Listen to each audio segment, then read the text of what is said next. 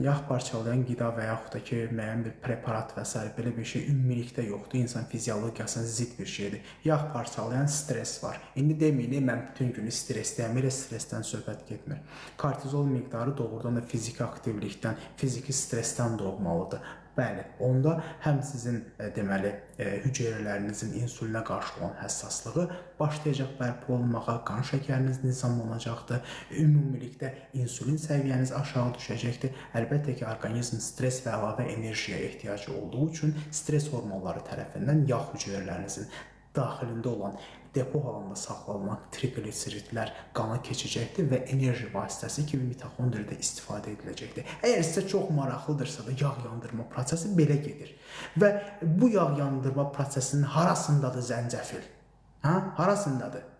Hardan barmaq elədi zəncəfil bura? Və yaxud da ki, nə bilmək, yağ yandırıcı, nə bilim nə, hardan bu şeylədir, hardan gəldi? Xahiş edirəm, yağ yandırma prosesini ümumiyyətlə biokimyasını oturun, araşdırın, oxuyun. Onu başa düşəcəksiniz ki, heç bir qida vasitəsindən, heç bir qida məhsulun yuxusuna belə girmir, gedib hüceyrədən yağ parçalamaq.